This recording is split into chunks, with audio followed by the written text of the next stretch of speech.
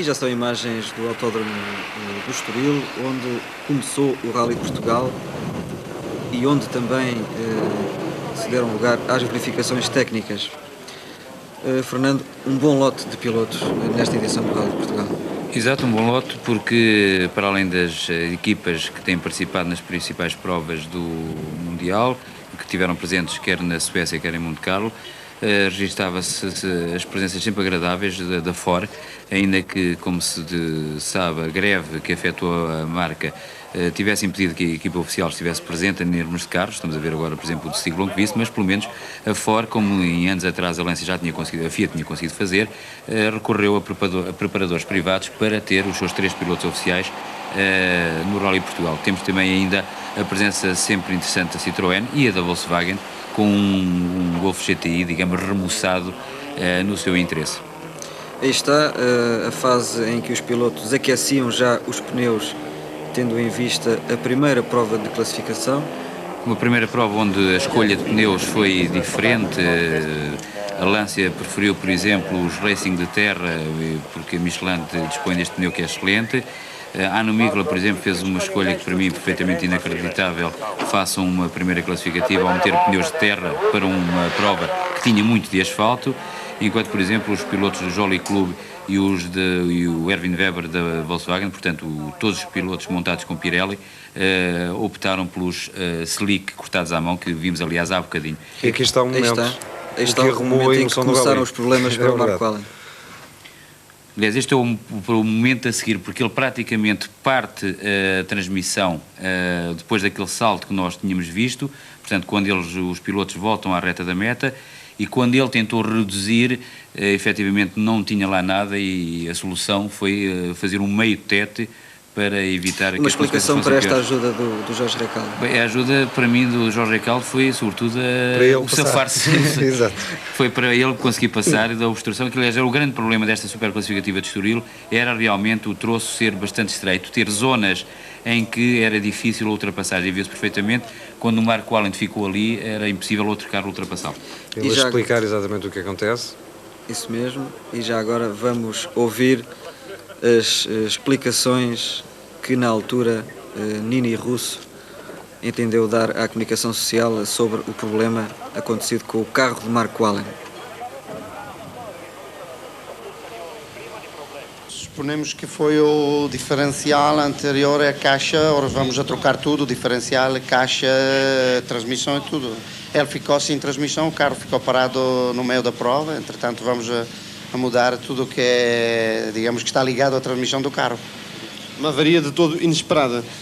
Pois, uma avaria inesperada, sobretudo porque é a primeira vez que, depois de muitos testes que temos feito com este carro, também no Quénia já fizemos 20 mil quilómetros, nunca aconteceu esta coisa. Pois, claro que nos rally são coisas que acontecem. Infelizmente aconteceu o Marco na sua 100ª prova. Temos muita pena dele. Depois deste problema, receia que os Integrali possam não ter a fiabilidade suficiente para fazer este rally? Não, isto não vai infectar nada a fiabilidade do carro. É uma coisa que são daquela coisa que acontece uma vez e 1 milhão, não sei lá. Pode ser, não sabemos agora, é difícil dizer o que é que estamos a mudar, e depois a gente vai a ver o que é que se passou. Agora aqui não, em Turim, quando chegamos lá, a peça vai ser controlada, depois a gente vai descobrir o que é que foi o problema.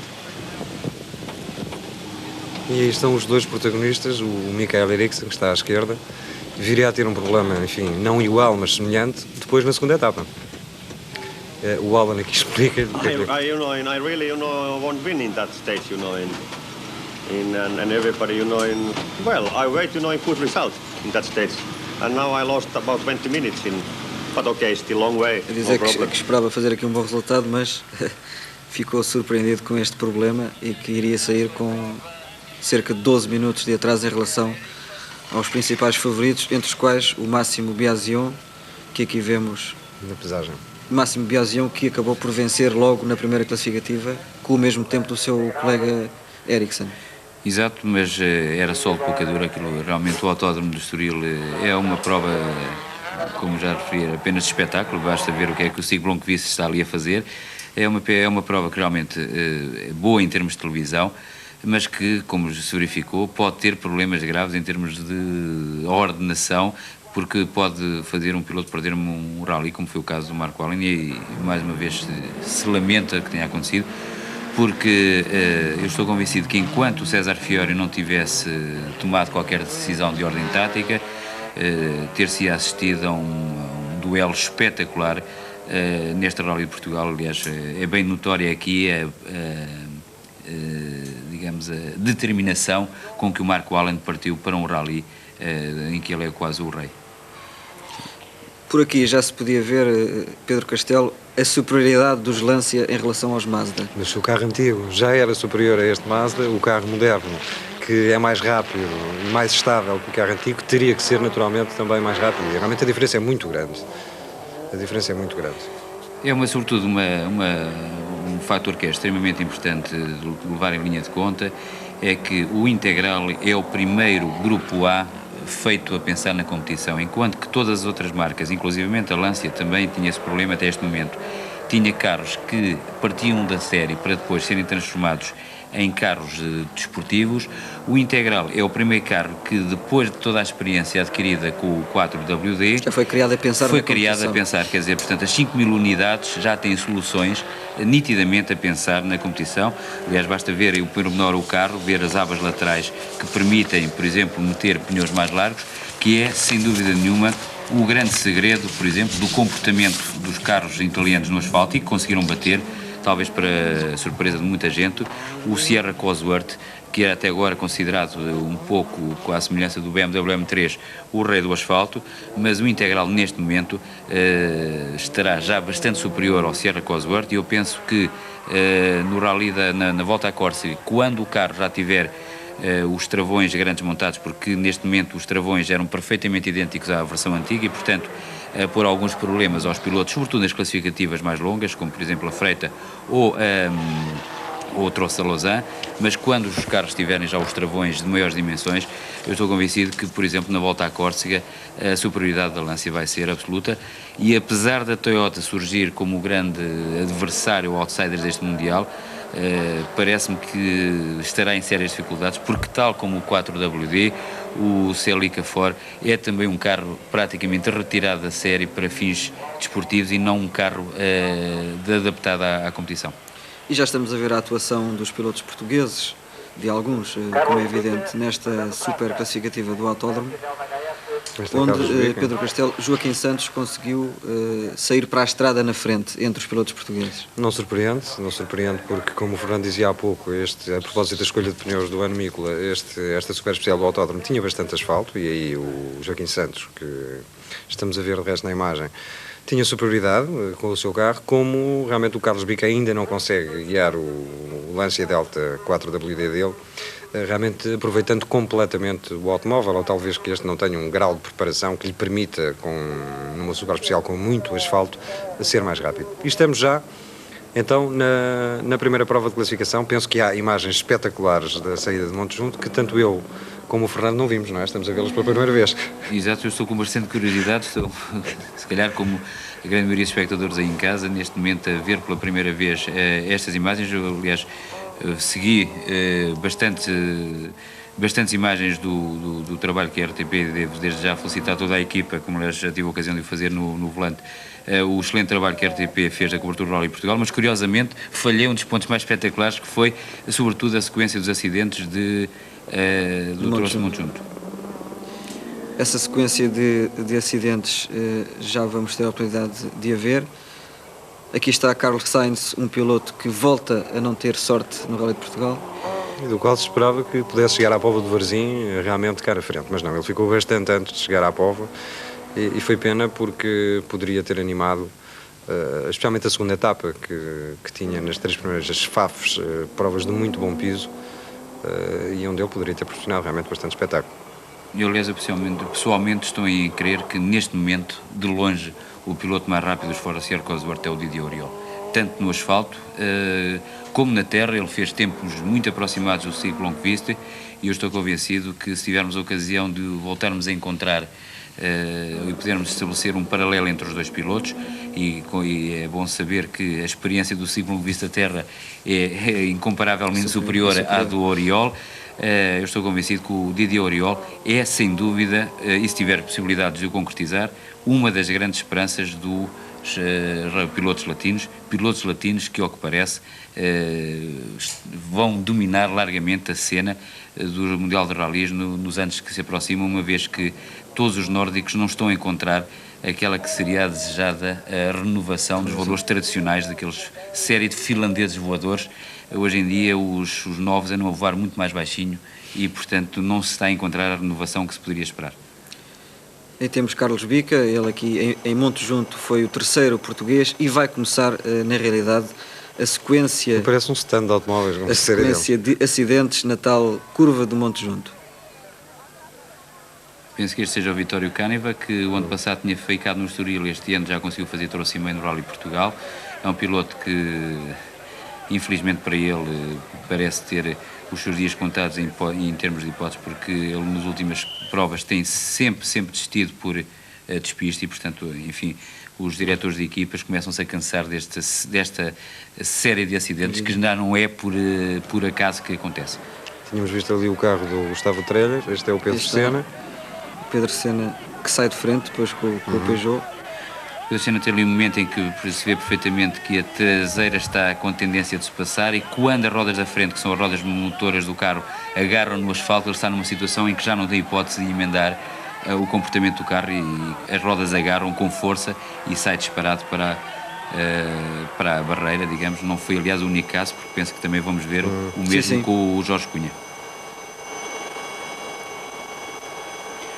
Uma coisa que me parece extremamente interessante de notar é que este deve ser tal... Este foi o sueco, penso que é o Soren Nilsson, que ficou nesta posição, mas que é uma situação que ainda lhe dá para poder sair dali. Mas o que me parece extremamente importante é que, apesar de toda esta série de acidentes, o público conseguiu comportar-se de forma a não arriscar-se em demasia. Portanto, apesar de todo como se pode ver, esta agitação frenética, porque em cada 5 quase um concorrente despistava, as coisas foram-se resolvendo, felizmente. Agora penso que será o José Miguel, é isso mesmo. José Miguel. Que já não consegue aguentar o carro na estrada e termina ali a sua prova. O José Miguel, o carro praticamente intacto, não é? Exato. E tanto quando disseram que um bocado contrafeito, este é o Jorge Cunha. Isto foi ótimo para o Autosport, porque ele pôde então ir fazer o seu trabalho de fotógrafo. Foi bom ter ficado logo aqui no primeiro troço. Mas dizias, Fernando? Parece-me que o José Miguel retirou de lá o carro um bocado contrafeito, mas depois deu-se bastante contente por ter seguido o conselho dos espectadores. E como se pode ver, um troço de Monte Junto, bastante atribulado. Ele bate forte, realmente. E passamos para o troço de Figueiró dos Vinhos. Figueiró dos Vinhos, onde Didier Oriol andou bastante bem, conseguindo o melhor tempo. Aliás, são troços muito favoráveis ao Sierra Cosworth, como também o é a zona da Lausanne. São troços em que o Ford Sierra Cosworth tem alguma vantagem em relação ao Lancia, e o Didier Oriol sabia que tinha que aproveitar estas classificativas para fazer alguns tempos, que praticamente a partir da Lausanne, apesar de serem todos destroços de asfalto, mas há muita terra lá pelo meio e, portanto, a partir desse momento, os carros de 4 rodas motrizes estavam claramente em vantagem. Não é o caso, por exemplo, deste que estamos a ver, da Mazda, porque realmente a Mazda não conseguiu acertar com as especificações do seu carro para asfalto. Em determinada altura, inclusivamente, chegou a copiar algumas especificações do Delta Integral que se revelaram completamente erradas, porque apesar dos pneus serem os mesmos, os pneus são os mesmos, mas a filosofia e a geometria de suspensões dos carros são completamente diferentes e portanto, de alguma forma se pode explicar o comportamento menos brilhante, mesmo mau, digamos, quer do Ingvar Carlsen, que mesmo assim conseguiu ser mais rápido que o Arno Mikkel, mas de qualquer maneira são dois pilotos que partiam já derrotados aqui do Estoril e que para os quais o importante era chegar ao Estoril, que não me parece uma grande filosofia para uma equipa que partiu com intenções de ser campeã do mundo. E neste troço de Figueiró dos Vinhos vamos reparar na roda dianteira do lado direito do Forcier de Joaquim Santos. Vai furado completamente. Vai furado. Ele, aliás, iria furar no troço seguinte, a seguir a Figueiró, o Campelo. Campelo, onde Máximo Biasion voltou a vencer. Marco Allan a andar sempre como é seu costume, e era bom lembrarmos que ele saiu em, se não estou em erro, 94º do Estoril, portanto ele vinha muito no fim. Digamos que era talvez um motivo de interesse para os espectadores ficarem mais tempo à espera de o ver passar. Pedro, desculpa lá, mas aqui o Marco ainda passava Ainda passa à frente, peço desculpa, exatamente. A saída da super especial não dá. Exato. E cá temos o Stig Blomqvist. Pedro, o Stig Blomqvist estava pouco inspirado, é a idade que já pesa um pouco, é o carro que não é. Não, primeiro, o Stig Blomqvist não é especialista de asfalto em relação àquilo que sabe andar na terra. Depois era aquilo que se dizia aqui também um pouco, é que o Oriol é outra geração, é claramente mais rápido em termos de asfalto que o Stig Blomqvist, estará nesta altura a fazer tempos tão bons ou melhores que o Stig Blomqvist. Tudo pesa, a idade do Stig Blomqvist pesa também, ele tem muitos anos de provas do campeonato do mundo, o material de que dispõe não é o melhor, face especialmente aos carros de 4 rodas motorizadas, nomeadamente à Lancia, e portanto é perfeitamente natural que ele não tivesse andado muito. Mas atenção, que quase no fim do rally, quando ele foi atacado em termos da sua posição, e nomeadamente nas passagens de Arganil, o Stig Blomqvist soube responder perfeitamente e repor, digamos, a verdade das coisas de modo a assegurar a sua classificação. Outro pormenor que me parece ser extremamente interessante e importante salientar é que o Sierra Cosworth de Stig Blomqvist dispõe de pneus Pirelli e o Sierra Cosworth de Oriol dispõe de pneus Michelin. Parece que à primeira vista isto poderá não fazer grande diferença, mas sendo um piloto, o Oriol, bastante mais rápido do que o Blomqvist em piso de asfalto, é reconhecido por todos os pilotos que no piso seco, como foi os troços que estamos a ver, o pneu Michelin é bastante mais eficaz que o Pirelli. O Pirelli, por outro lado, tem bastantes mais vantagens em piso molhado. E, portanto, enfim, cá temos outra vez outro furo do Joaquim Santos, mas, como eu estava a dizer, os pneus acabam por jogar sempre um papel extremamente importante.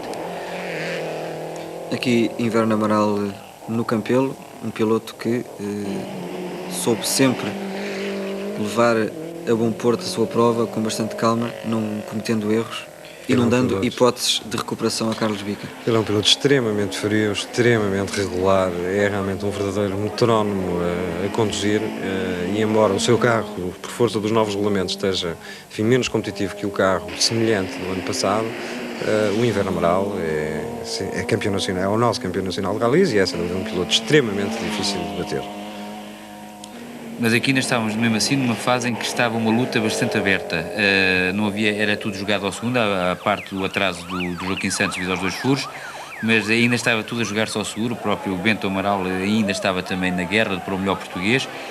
Digamos que foi sobretudo já na parte noturna desta primeira etapa que agora estamos a ver, que tudo se precipitou, porque o próprio Carlos Bica acabou por furar na freita ou arriscar um pouco, montando os slicks talhados à mão para um troço que tem bastante terra no meio. Vimos ali bem os discos de travão bem vermelhinhos do Stig Blomqvist. O próprio Bento Amaral também teve problemas com a correia da ventoinha e, portanto, digamos que a partir do final desta primeira etapa, o Inverno Amaral ficou destacado na situação do melhor português e, tal como o próprio Máximo Biasion, passou muito mais a depender dele próprio do que em relação aos outros.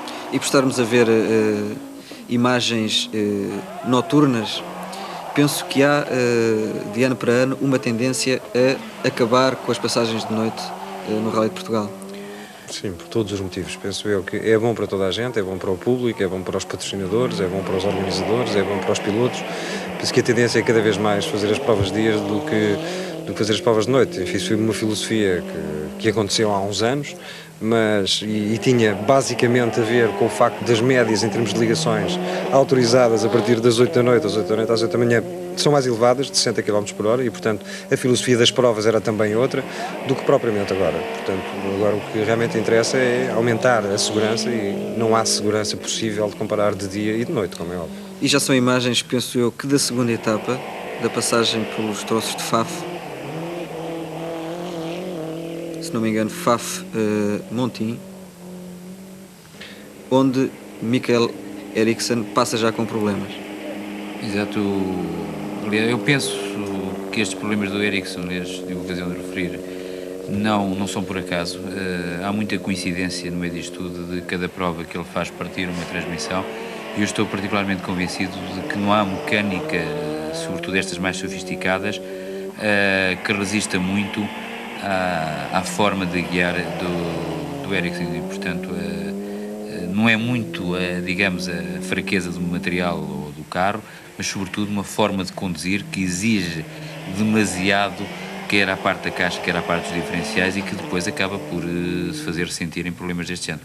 Vimos a passagem de Hannu Mikkola, um piloto que começou a recuperar nesta segunda etapa.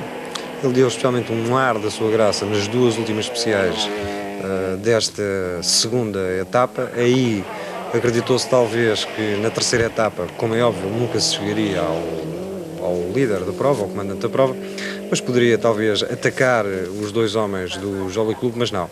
Realmente ele forçou, ganhou, se não estou em erro, esses dois troços, pelo menos um deles, Sim, mas depois não. Arcos Portela e São Mas depois na terceira etapa esse ataque, enfim, não se concretizou, talvez porque era muito importante para a Mazda terminar pelo menos um carro, e foi o que aconteceu. Este Rally de Portugal, a equipa, para além de no terreno ser uma equipa muito mais desorganizada do que a Lancia, aliás há quem chama a Mazda mesmo a Sociedade das Nações, devido às inúmeras nacionalidades de mecânicos, pilotos, diretor de equipa, enfim, toda a gente, é quase um de cada nacionalidade, para além dessa desorganização no terreno, para além da filosofia de construção do carro ser ainda igual à do carro anterior, da Lancia, a Mazda não tem feito resultados e precisavam urgentemente de terminar. Por isso, talvez, a decisão tenha sido essa, de aguentar o Hannu Mikkola na posição em que ele veio a terminar e ter dado um arzinho da sua graça nos dois últimos troços da segunda etapa. Curiosamente, esses dois troços da última etapa são os mais duros, são dos mais duros mesmo do Rally de Portugal, são onde claramente os pilotos da Lancia reduziram a cadência para não porem minimamente em risco a mecânica do Integral, e eu penso que, sobretudo aí, os pilotos da Mazda, que já não tinham praticamente nada a perder, sabendo também que os outros pilotos iriam defender um pouco, aproveitaram para jogar forte, e o Mikkola acabou por conseguir levar a bom termo a sua estratégia. Já depois em Erganil cometeu um erro crasso e acabou por pagar também esse seu erro de estratégia.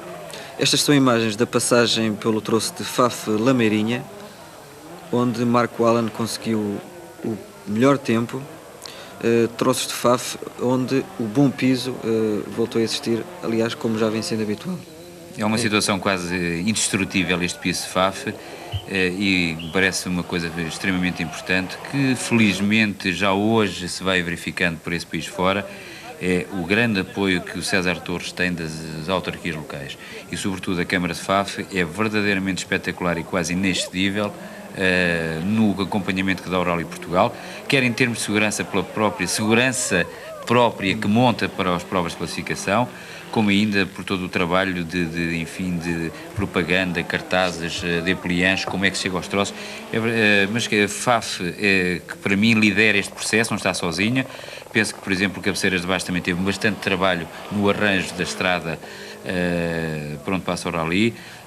Arganil, por exemplo, a outra autarquia que tem dado todo o seu apoio ao Rally, apesar do troço, sobretudo da parte inicial do Piódon, antes do Rally lá passar estar francamente mal. Portanto, nos treinos os pilotos acabaram por encontrar condições algo diversas do que foram depois descobrir no Rally, porque a estrada foi bastante arranjada, mas realmente nota-se que há muitas câmaras das autarquias locais a dar um apoio notável ao Rally de Portugal, e é sempre importante que um organizador possa contar. Aliás, eu estou convencido que mais tarde ou mais cedo, falava-se mesmo já este ano, Faf iria ser centro de um Rally do Nacional, porque realmente existem condições ótimas nestes troços.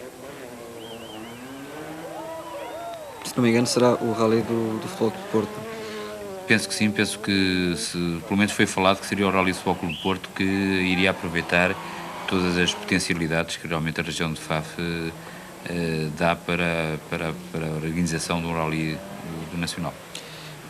Temos agora nas imagens a passagem de Ingvar Carlsson, de quem se diz não ter categoria para integrar uma equipa de fábrica. Pedro, qual é a tua opinião? Ele não tem realmente a categoria do Hannu Mikkola nem do Timo Salonen. Será um bom segundo piloto. Eu penso que ele, o facto de estar na equipa da Mazda, se deve especialmente ao facto de ele ter sido um fiel da marca e isto ser uma espécie de compensação e, enfim, conhecer bem a marca. Ele andou com os Mazda, com os RX-7, quando ninguém realmente queria andar praticamente de Mazda. Eu penso que isso tem mais a ver com isso do que propriamente com as capacidades dele de piloto, que não se chegam relativamente perto ao Hannu Mikkola, que aqui estamos a ver, nem ao Timo Salonen, que não esteve presente em Portugal.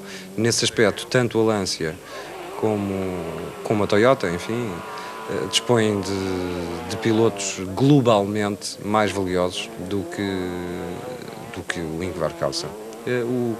O Weber, que estamos também a ver na imagem, é que conseguiu realmente fazer uma coisa que é relativamente vulgar, o Golf GTI fazer, que é terminar provas, até mesmo ganhá-las, como foi o caso da Costa do Marfim do ano passado, mas andando sempre naquele andamento certo, mas forte, e não nos podemos esquecer que é um carro de tração dianteira.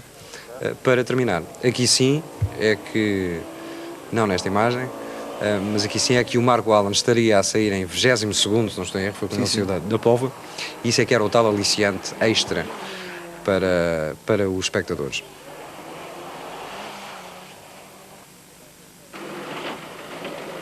Todos os meios são bons para se chegar ao sítio onde se vê melhor.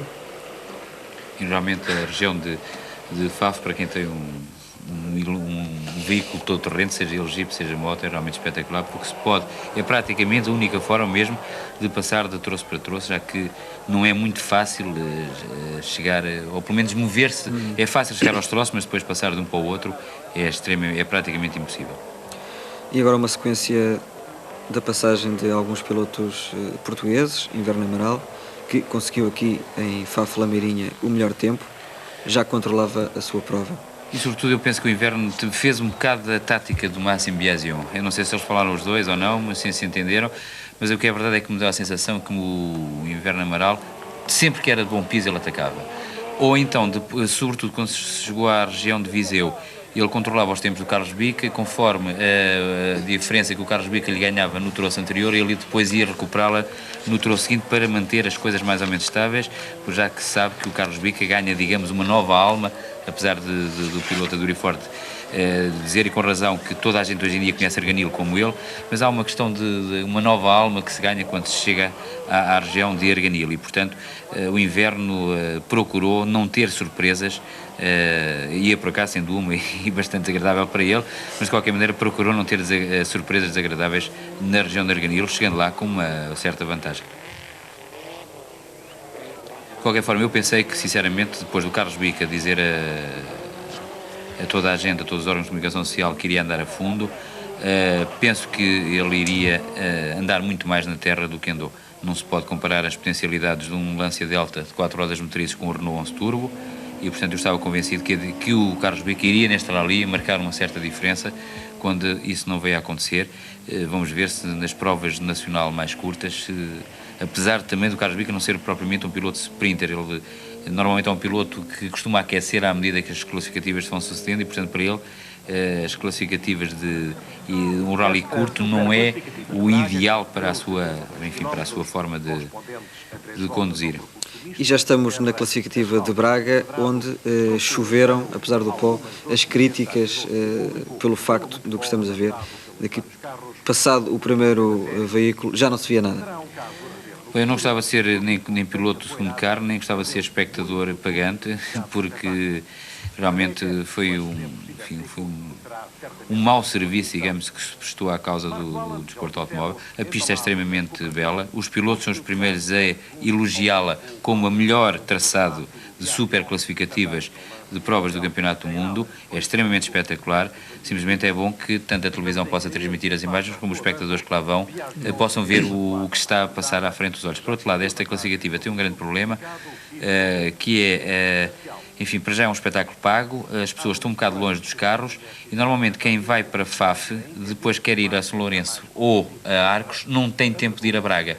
E vice-versa também é um bocado verdade, ou seja, quem vai a Braga ou não tem tempo de ir a Faf ou depois não tem tempo, dificilmente consegue ir a Arcos e a São Lourenço. E, portanto, eu estou convencido que em condições normais a classificativa de Braga teria sempre muito mais gente do que tem, porque realmente há muitas, os troços daquela zona são todos eles bastante espetaculares, o preço de acesso a qualquer dos outros é bastante mais económico porque é grátis do que a classificativa de Braga e, portanto, eu estou convencido que não temos ali, no fundo, os milhares de pessoas que em outras condições poderiam ser reunidos em Braga. Aqui em Braga, Pedro, o quarto lugar de Bento Amaral foi uma surpresa. O Bento Amaral estava realmente a atacar, enfim, ia correr talvez mais riscos, embora numa prova desse tipo, tirando o exemplo do Marco Allan na super especial e que teve, enfim, pouco a ver com ele, do Estoril. Enfim, depois da grande vantagem conseguida pelo Biasion, que ganhou só neste troço 40 segundos ao segundo classificado, e realmente aí é que se vê qual é a influência que tem a visibilidade, ao fim e ao cabo, para os pilotos numa prova deste tipo. Eu penso que toda a gente terá encarado esta prova não com a necessidade de fazer bons tempos, mas de a cumprir, pois simplesmente. Talvez que quem se tenha empenhado mais nela tenha, obviamente, tido o resultado desse maior empenhamento e tenha, enfim, conseguido melhores resultados. Aliás, Miguel, basta ver uma coisa, é que o Bento Amaral beneficiou de ser o primeiro a partir da série dele e, portanto, nunca nenhum outro troço fez o quarto tempo da geral a não ser em Braga. Logo aqui se vê as condições perfeitamente anómalas em que a classificativa foi disputada. E passamos já para o troço de, se não me engano, para Faf novamente. Eu diria mais que isto será ainda o Arcos Portela ou São Lourenço. Sim, Arcos Portela. Parece mais o estilo de piso do Arcos Portela. Arcos Portela, onde cá está um furo para o carro de Carlson. E onde Mícola ganhou os tais dois troços finais o que não deixa de ser inacreditável, e aliás o que agora se aplica ao Carlson aplica-se também ao que o Ano Mícola fez em Arganil, é que no fundo, e dizíamos nós em certo tom de brincadeira com os técnicos da Michelin, andam eles a matar a cabeça, a estudar novas técnicas para depois os pilotos não as utilizarem. Na verdade, os pilotos queixam-se que o Michelin, com o novo sistema, o ATS, que é um sistema de mousse extremamente revolucionário que quase evita que o pneu perca o arco depois de furado. Ele não evita que o pneu fure, mas pelo menos que o pneu se fique completamente vazio numa situação normal. Os pilotos da Mazda queixavam-se que o carro ficava ligeiramente mais duro de suspensão e com um comportamento não tão fácil como com os pneus de construção normal. Simplesmente vê-se por aqui, como se viu também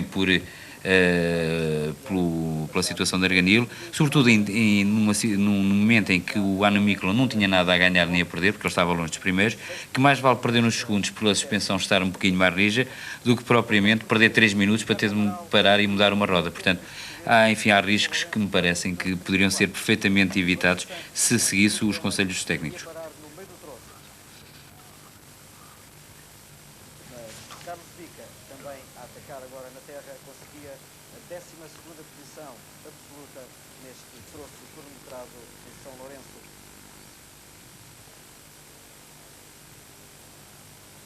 Esta é a passagem de Inverno Amaral. Inverno Amaral sente-se muito bem na terra, não? E foi aqui que, se não me engano, Joaquim Santos iria parar, pois ele esteve parado breves segundos aqui no troço de São Lourenço. Mais 2 minutos para Inverno Amaral. Exato, se não estou em erro, esta é a parte do troço de São Lourenço em que a estrada entronca, digamos assim, com um troço da cabração do Rally Sopete, que é, portanto, os poucos metros de asfalto que a classificativa tem.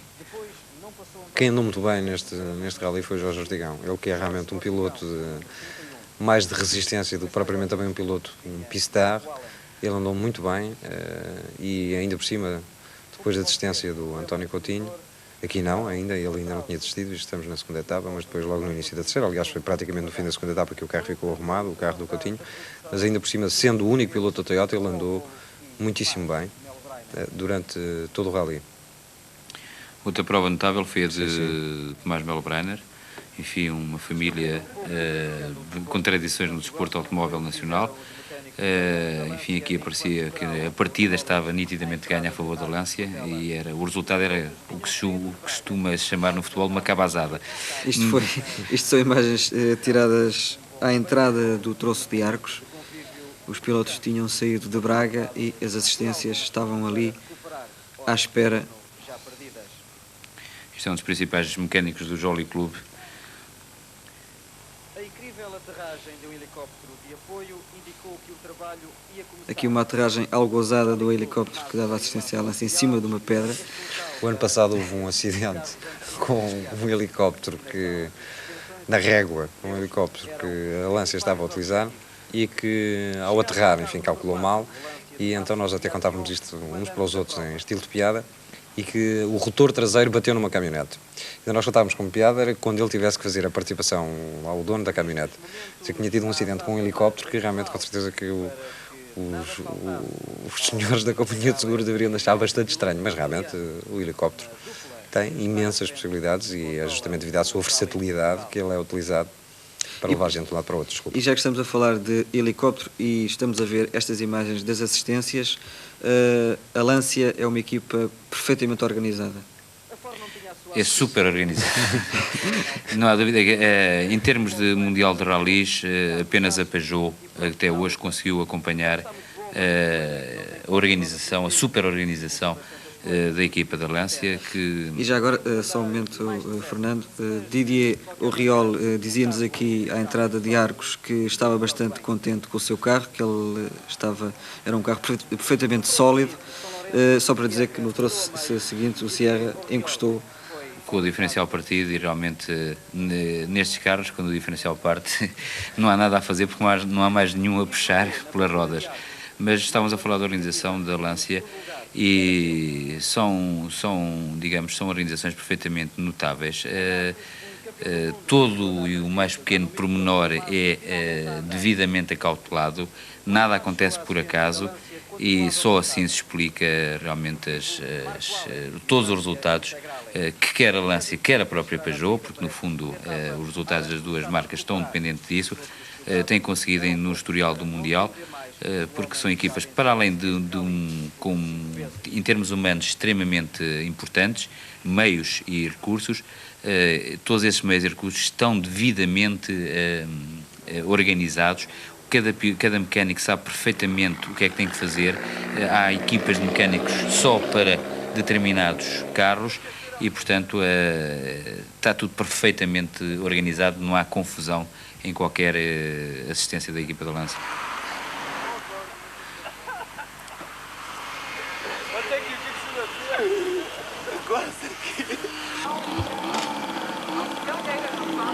E já estamos, ou melhor, já estávamos na sexta-feira, início da terceira etapa do Rally de Portugal. Mais uma passagem pelos troços de Faf. Importante dizer que o Rally beneficiou ainda de uma coisa que é sempre agradável, que é do bom tempo. Do bom tempo. Esteve muito frio, bastante frio, mesmo sobretudo então de manhã, aquela noite de Arganil, foi terrível, mas sempre que o sol despontava, realmente foram 3 ou 4 dias extremamente agradáveis e onde mais uma vez os estrangeiros saíram de Portugal com uma opinião extremamente favorável, porque não há dúvida que sobretudo agora que o inverno parece ter começado por essa Europa fora, gozar 3 ou 4 dias de sol como gozaram cá em Portugal é sempre agradável. E é curioso, é que um bom tempo acompanhou o Rally, porque os concorrentes deixaram, enfim, a zona de Estoril, a zona de Lisboa, e na quarta-feira esteve bastante mau tempo em Lisboa, com chuva, inclusivamente, e depois quando eles voltaram para baixo, o bom tempo voltou também para a zona de Lisboa. Sim. Portanto, realmente o bom tempo acompanhou mesmo o desenrolar do Rally, ao contrário das previsões anunciadas anteriormente e que, anunciavam mesmo a possibilidade de chuva, de ser um Rally molhado. Vimos a passagem dos dois Lancias da Jolly Club. Neste momento, Yves Loubet estava na segunda posição e Fiorio era o terceiro. Dois bons pilotos, Fernando. Cada um com as suas características. Aliás, curiosamente, diziam no final, em estilo brincadeira, o Lubê: bem, isso agora nós vamos fazer um curso de reciclagem, porque eu vou para o asfalto ensinar o Fiório a guiar no asfalto e ele depois vem para a terra ensinar-me a mim a guiar na terra. De qualquer maneira, são dois excelentes pilotos, cada um mais perfeito no estilo, como ficam subentendidas as palavras do Lubê, cada um mais à vontade no seu estilo de terreno, mas sobretudo formaram uma equipa perfeita. E realmente quase que deu prazer a estar nas assistências do Jolly Club, porque apesar da guerra que houve entre os dois, de uma luta praticamente ao segundo, foi sempre, enfim, um ambiente familiar que presidiu às relações entre o Yves Lubê e o Alessandro Fiório, e nem mesmo quando o Yves Lubê, enfim, em virtude dos problemas de transmissão que afetaram o Alessandro Fiório, veio para o segundo lugar,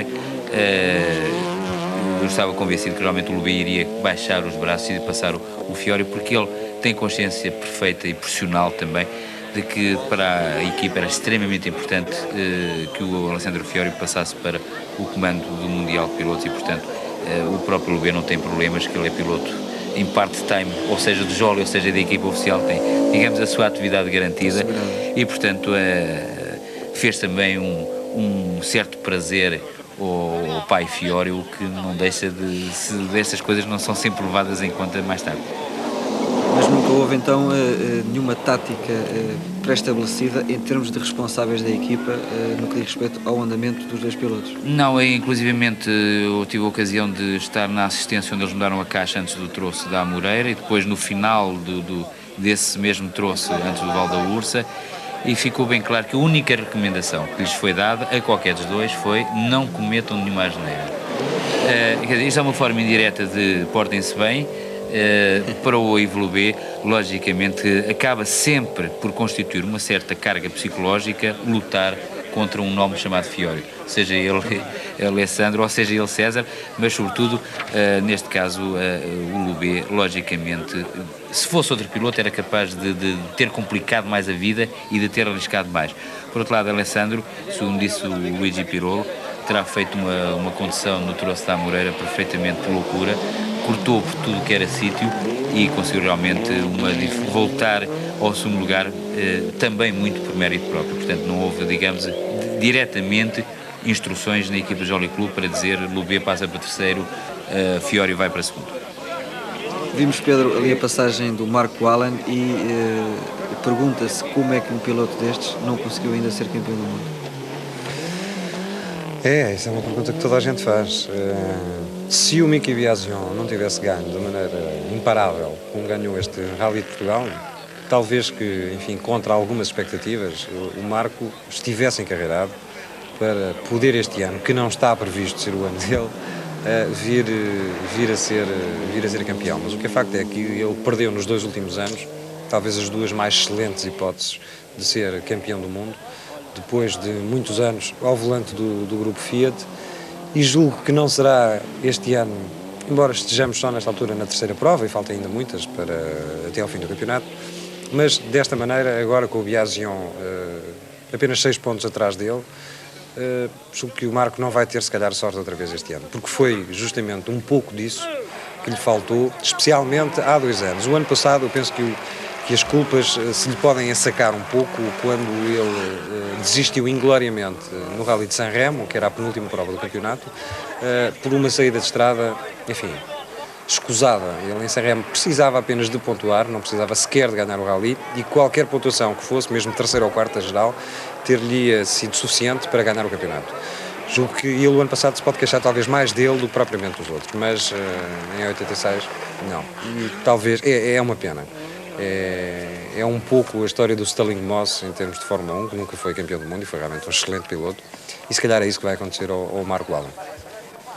Estas são imagens do final do troço de Faf Lagoa. Final lento.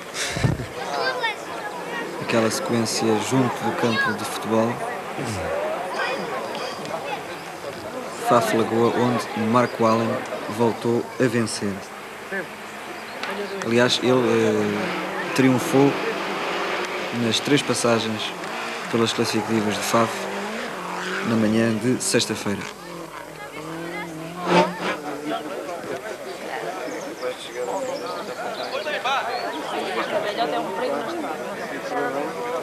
Apesar das imagens de que vamos ver não serem muito prova disso, o público portou-se bem. Eu acho que é o grande, enfim, é quem há que dar muitos parabéns este ano, realmente é o público. Penso que foi a grande surpresa, pesa embora todas as campanhas de sensibilização feitas através da comunicação social, localmente, com panfletos, enfim, de todas as formas, mas julgo que, de algum modo, o público este ano se redime de anos anteriores, em que, especialmente aqui na zona de Sintra, e mesmo lá em cima, em Faf, mas se comportou de outra maneira. Julgo que as pessoas finalmente perceberam que é do interesse da prova, dos pilotos, deles espectadores, de toda a gente ao fim e ao cabo, que o seu modo de comportamento seja adequado à forma de desenrolar de um rally com a importância e com, normalmente, os pilotos importantes e as marcas importantes do Campeonato do Mundo. Portanto, o público também é o grande vencedor deste ano, substituindo assim realmente a pouca emotividade pelos motivos já apontados que a prova teve em relação ao vencedor, que cedíssimo ficou desenhado. Espero é que não se embandeirem demasiado em ar com este comportamento do público. Espero que se venha a registar a evolução positiva que tem sucedido nos últimos anos e, sobretudo, que houve 2 ou 3 sítios onde as coisas ainda não estiveram tão bem. Talvez que em Arganil, as noites que por lá organizaram, depois acabassem por ter, de alguma forma, reflexo na maneira algo quente, como as pessoas já respondiam, apesar do frio da noite. Também na Freita, segundo os pilotos referiram, as coisas não se passaram muito bem. Portanto, fora estes 2 ou 3 sítios, estou convencido que a continuarmos neste aspecto, e penso que a organização tem feito muito pela segurança e as próprias autoridades têm controlado muito melhor o público do que acontecia antes, e, portanto, é natural que as coisas melhorem. Os próprios pilotos deram a prova disso. Todos eles elogiaram no final a forma como os espectadores tinham comportado. Como digo, vamos continuar a trabalhar para que no futuro ele ainda seja melhor e não haja estes 2 ou 3 pontos onde as coisas passaram menos bem. Nesta altura da prova, Inverno Amaral e Carlos Bica eram já os 2 pilotos portugueses melhor classificados. Aqui a passagem de Marco Allen, antes da passagem de Carlos Bica, aí vem ele, mas dizia que Bica e Inverno Amaral já à vontade depois do abandono de Joaquim Santos, que aconteceu na 17ª classificativa. Azar viria a ter quase já na última etapa um outro piloto português que andou muitíssimo bem, que de resto travou uma luta muito interessante pelo comando do agrupamento de produção em termos portugueses, o Manuel Rolo, que praticamente foi obrigado a abandonar no fim do rally e que tinha feito uma prova, enfim, excepcional de andamento e de prestação. Foi pena, eu penso que é um dos grandes azarentos deste rally, é sem dúvida o Manuel Rolo. E cá está a famosa ponte perto do final do troço de Cabeceiras. Esta ponte tem dado origem a excelentes imagens, espetaculares imagens de anos anteriores. E aliás vamos ter a oportunidade de ver, se não me engano, Stig Blomqvist, que será até dos mais espetaculares a passar aqui. É natural, e talvez este ano nem tenham sido tão espetaculares, que o troço é mais curto, o desgaste dos pneus é menor, aliás é um carro que se proporciona este estilo de curvar, mas o troço este ano é mais curto, o piso é melhor e, portanto, os pneus, quando chegam a esta zona, que é extremamente escorregadia porque a estrada é de paralelepípedo, aliás, os pilotos já vêm numa descida bastante acentuada em asfalto há uns quilómetros atrás, mas, portanto, é uma zona que se propicia bastante à chamada escorregadela controlada e, portanto, aqui é ajudada normalmente pelo desgaste a que os pneus já vêm sujeitos, quer numa primeira parte inicial de terra que era muito dura, de antes, quer depois pelo próprio desgaste e aquecimento que eles têm no asfalto. Este ano, como o troço era bastante mais curto, digamos que os pneus agarravam muito melhor e não se viu, estou convencido que se fossem em condições normais ainda se poderia ter um pouco mais de espetáculo do que o registrado este ano, que já não foi mau, como se pode ver pelas imagens. Nesta altura ainda estavam em prova os 2 Audis que andaram mais na frente, os de Levlin e de Lindholm. Que de resto existiriam quase um a seguir ao outro, embora dois tipos diferentes. O carro do Levlin é um 204, que foi o carro que o ano passado, e visto que já agora estamos perto dele, visto que começa a correr-se no fim deste mês, que teve a sua única vitória no Safari, o carro do Sebastian Molina, alemão, um Coupé 4, que enfim é ser useiro e vezeiro em participações em provas do Mundial, não a nível oficial, depois da decisão da Audi abandonar o campeonato. A Audi, de resto, que nem sequer tinha optado pelo Coupé 4, mas sim pelo 204. Mas é curioso, é que eles tiveram um andamento semelhante e também desistiram praticamente juntos, já no final da terceira etapa. E por falar em Audi, não está previsto o regresso da equipa às competições? Para já penso que não, eles estão demasiadamente interessados com o projeto americano da IMSA, estão a trabalhar bastante assiduamente com testes constantes com o carro para as provas americanas e estou convencido que para já vamos ter a Audi apenas na velocidade. Estou convencido que até que os regulamentos possam levar alguma volta, não acredito que a Audi volte para o Mundial, a não ser que o famoso Grupo X de que tanto se fala, que mal o julgamento do caso Peugeot e FISA possa ser decidido, possa ter luz verde e então pode ser que então com um grupo experimental que a Audi esteja interessada. Para já, de qualquer forma, eu não estou a ver a Audi sobretudo com os rendimentos que o Delta Integral tem, não estou a ver a Audi ter que fazer 5.000 carros só para a competição e os modelos que ela atualmente faz, que são fabulosos carros de série, para efeitos esportivos ainda não são devidamente competitivos. E acreditas, Pedro, que a Mazda chegue ao final deste Mundial? Bem, eu acho que o Achim Warnbold já conseguiu salvar a cabeça, salvo seja, com o facto do ano Mícola ter terminado o Rally de Portugal, porque se a Mazda não tem terminado, e para além disso, não tem andado um pouco como andou neste Rally de Portugal, eu julgo que o Warnbold teria grande dificuldade em segurar o seu lugar à frente como diretor desportivo da Mazda, malgrado todas as modificações já surgidas, mesmo a nível de preparação dos motores, que agora já o são, não desde Monte Carlo, mas a seguir desde a Suécia, preparados no Japão. Mas não há comparação realmente possível nesta altura entre uma super eficiente equipa da Lancia, conforme já foi dito, com um carro que está à frente do seu próprio carro antigo, que por sua vez já andava à frente dos outros. Não há comparação possível entre a Lancia e a Mazda nesta altura, a nível nenhum. Portanto, ou realmente a Achim Warnbold consegue rapidamente um resultado, enfim, sonante, e o ano passado, enfim, eles ainda foram embalados um pouco nisso, visto que tinham conseguido ganhar a segunda prova do campeonato, a Suécia, mas este ano não vejo assim nenhum rally onde realmente a Mazda possa ganhar. Não estou a ver. De qualquer forma, a Mazda está neste momento, a equipa de Warnbold está neste momento a trabalhar muito mais diretamente com o Japão. Posso dizer que, por exemplo, o carro de Hanno Mikkola seguiu, já nem sequer foi à distribuição de prémios, porque o carro seguiu imediatamente de avião para Tóquio, para depois ir para ser devidamente inspecionado pelos próprios responsáveis técnicos japoneses da Mazda. Para o Rally da Acrópole, a Mazda vai já ter um novo motor.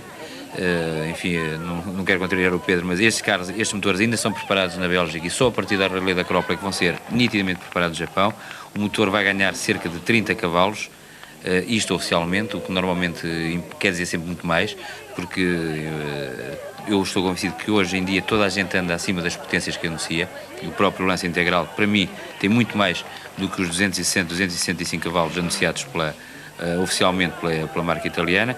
Mas, portanto, com o novo motor, que segundo diz Warnbold, que vai debitar 260 cavalos, com este envolvimento direto do Japão, pode ser que, efetivamente, a Mazda readquira uma competitividade que até agora não conhece, sobretudo porque há que jogar muito com os regulamentos. E realmente os japoneses estão tão longe da Europa e tão longe dos regulamentos que aqueles subterfúgios legais que se consegue sempre, eles não os apreendem à primeira e, portanto, enquanto que a Peugeot ou uma Lancia tem uma grande facilidade em contornar ou dar a volta ao texto, como costuma dizer.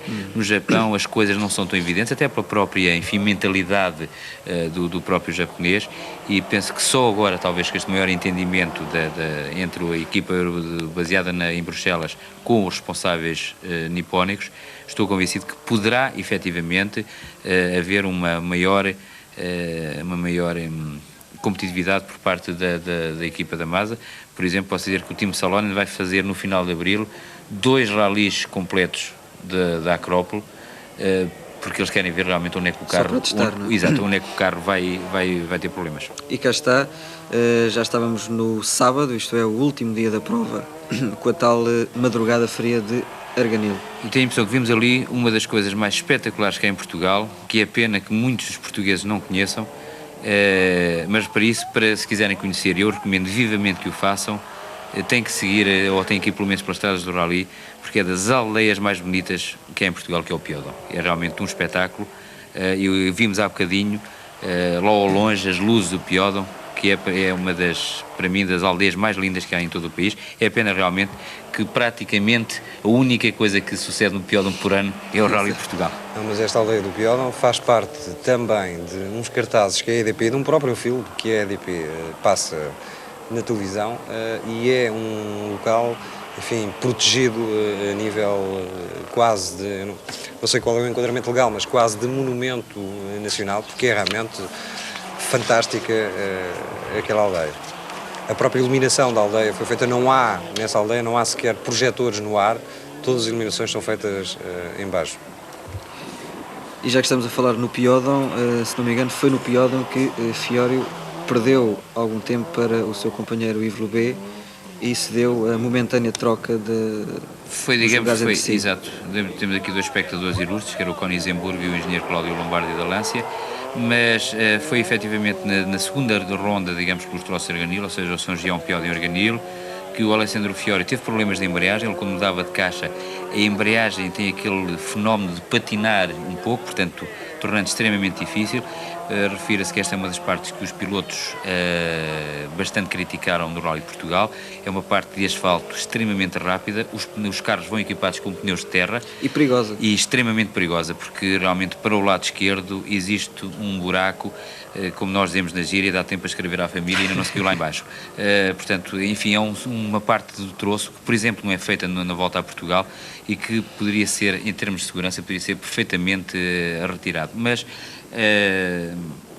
em relação aos problemas do Fiori, foi durante toda essa segunda ronda de Arganil, a embreagem patinava e, portanto, ele perdia alguns segundos para mudar a caixa e acabou por ser na assistência no final da última passagem de Arganil, já na entrada do troço à Moreira, que os mecânicos do Jolly Club fizeram um trabalho verdadeiramente notável. Em cerca de 28 minutos mudaram a caixa e a embreagem ao Lancia Delta, que pôde continuar sem problemas e chegar em segundo. Nós já vamos ter a oportunidade de ver esse momento de azáfama entre os mecânicos da Jolly Club, mas antes, aqui nas imagens, a segunda passagem pelo troço de São Gião, onde vamos ver um certo nervosismo de Yves Loubet, cá está, a perder alguns segundos, neste caso para o seu colega de equipa, Alessandro Fiori. Que bem falta lhe fizeram. Mas não teriam de qualquer jeito chegado. Uma trajetória um pouco ortodoxa do Mico, quase sai de frente ali. Numa altura em que ele já era o único Mazda em prova. E esta fase final, realmente, das passagens de Arganil, da zona de Arganil, do Stig Blomqvist, era aquilo que eu dizia há pouco, que realmente quando foi preciso ele andar mais depressa, ele andou e provou realmente a sua fabulosa capacidade de, mesmo com a idade que tem, e com o material de que dispõe, de poder andar ainda muito depressa em terra.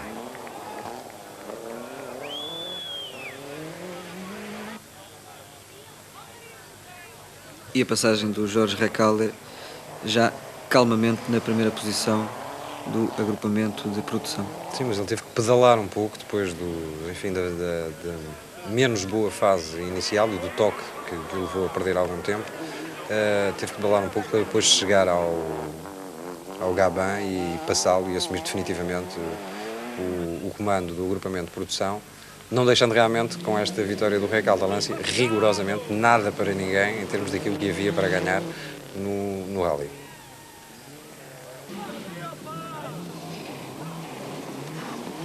Aliás, eu estou convencido que este ano se poderá talvez assistir a mais vitórias do Recalde. Ele tem um programa razoável mesmo assim com a escuderia Top Run e o Jorge Recalde é um excelente piloto. Realmente teve um problema na vida, nasceu argentino muito longe do centro mundial do rallies e quando tentou uma carreira a idade também já não ajuda muito e portanto ele praticamente hoje, este ano nem sequer tem contrato com a Lancia para o Rally da Argentina, mas realmente, por exemplo, no seu rally ele demonstra bem o que vale, sobretudo como há 2 anos, com um Lancia Delta S4, conseguiu tempos praticamente iguais aos pilotos de fábrica, na primeira vez em que conduzia um grupo B, o que não é fácil, e só pilotos de grande craveira é que conseguem realmente superar essa dificuldade. Aqui estamos no início, ou poucos quilómetros do início do troço da Amoreira, onde o Jolly Club tinha montada a sua assistência. Realmente correu tudo de uma forma notável. O Jolly Club, apesar de não ser uma equipa enfim, oficial, é uma segunda equipa da Lancia, mas tem uma organização que faz inveja a muitas equipas oficiais de marcas construtoras e realmente a forma como estes mecânicos trabalharam. Aqui temos o Alessandro Fiori a falar à direita com o seu pai e à esquerda era Franco, o responsável da Pirelli. Lá atrás tivemos depois o Arnaldo Bernardini, que é o responsável pelas assistências, mas este foi um momento de grande azáfama e a correr tudo bem para o Jolly Club e o piloto a poder mudar a caixa sem penalizar. Jolly Club que, como se sabe, iria conseguir as segunda e terceira posições deste Rally de Portugal que foi ganho por Máximo Biasion, que aparece aqui nas imagens na chegada ao Autódromo do Estoril no sábado à noite.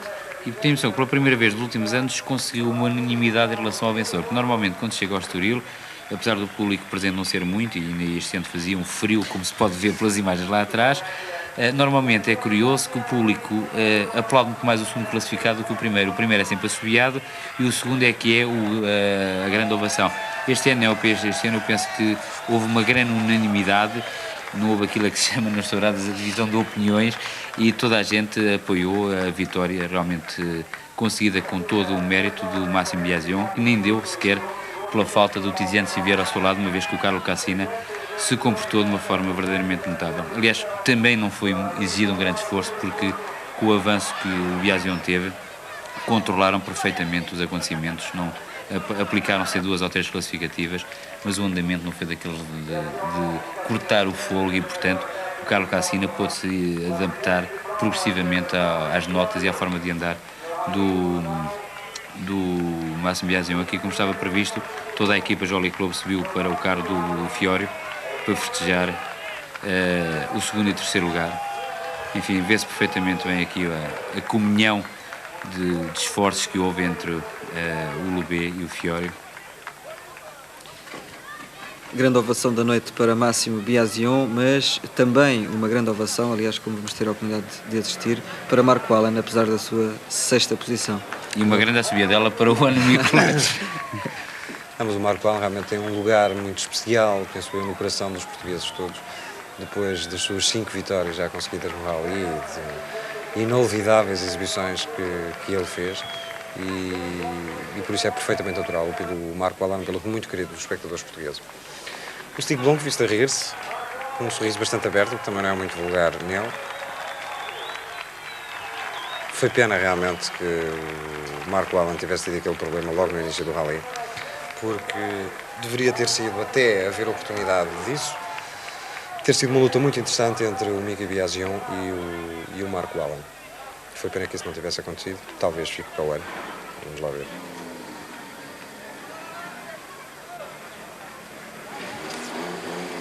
E eu não sei se vamos ver o Inverno Amaral subir ao pódio, penso sim. bem que sim. Talvez no único problema que o piloto já é tarde. Eles realmente eles subiram de empurrão. Empurrar, talvez tenha sido o único problema que o carro teve ao longo de toda a prova. realmente Inverno Amaral, num título que faz sempre falta a um piloto da sua estir, porque realmente ser o melhor português no Rally Portugal, para uma equipa, para um piloto, é quase mais importante do que ser propriamente campeão nacional. Sim. E, portanto, digamos, era algo que faltava no palmarés do piloto Algarvio. Jorge Recalde, vencedor da produção. Jorge Recalde, com que vamos terminar este bloco de imagens.